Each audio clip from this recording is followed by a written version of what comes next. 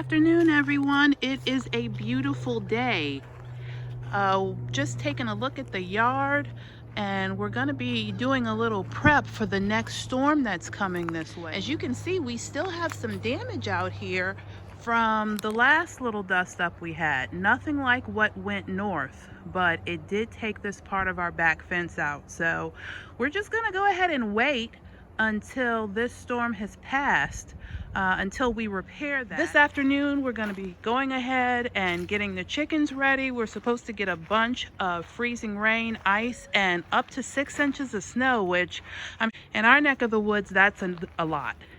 And it's enough to shut us down. So we're going to help the girls out by going ahead and getting them some extra bedding.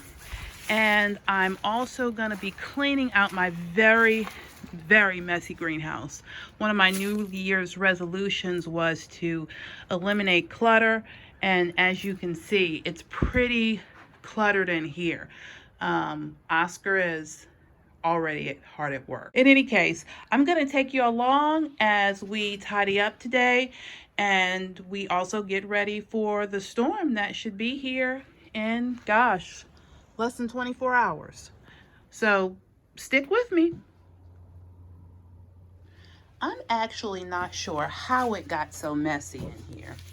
I called this my little area for, I called this my little reading area for when I didn't have too much to do. And as you can see, I have a couple of great gardening and gardener books over here. You might want to try taking this read, The Botany of Desire, A Plant's Eye View of the World. Somehow, this place turned into a disaster. So we're just gonna start by picking up some of the bigger things so at least we can see the floor, and we'll go from there. At the end of the season, you walk in and you toss some stuff in because you're a little bit burnt out with gardening, and then before you know it, it's a disaster. I can barely move around in here without knocking something down. I'm gonna do my best to film, but this is dangerous. Something can fall on you and someone will get hurt. So if I have to stop videoing, that's why. I don't want anything to fall on my little fellow over here. As I've been cleaning, I've come across a few of these containers. If you happen to run out of your own salad greens and you run to the grocery store and buy some of their spring mix or lettuce, they're a great container to start seeds in. So just a little tip, it's free, you've already got it, and why waste? So one other thing that I might mention, these little wire waste baskets that you can get from the dollar store, I use these to cover up plants early in the spring when they're small. We have a very aggressive deer and rabbit population, so they help out a lot. So that's a nice discovery. I have more of these than I actually thought that I did. One unfortunate discovery as I'm cleaning are mouse droppings. So I'm not concerned about the feed for the girls because we keep the chicken feed in a metal trash can, but we really are going to have to do something because it looks like we have a little bit of an infestation going on. This was a very old shed that was going to be demolished, and so we made it into a makeshift greenhouse.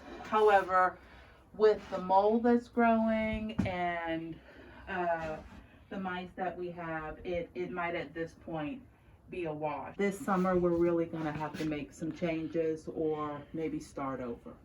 This is a fire starter. It's one of those 5-hour logs that you get from the grocery store. They didn't have any of the small ones, and because the weather's going to get bad, we decided to go ahead and pick up a couple, but I definitely don't need an entire one to start a fire. You can, if you've got enough muscle,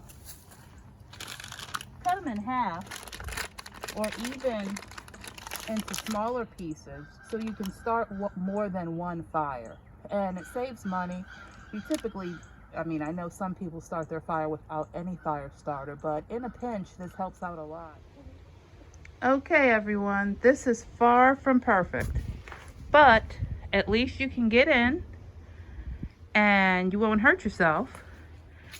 And I'm no longer afraid something's gonna fall on Oscar.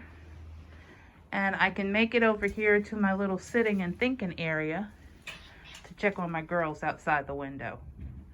So thank you for hanging in there with me while I cleaned up this mess, at least the best that I could, quickly in the late afternoon while we wait for our snowstorm. As you can see, I pulled out our lonely snow shovel, so we'll see if it'll get any use. They're talking about 6 inches. I will definitely let you guys know if it pans out. Have a great afternoon.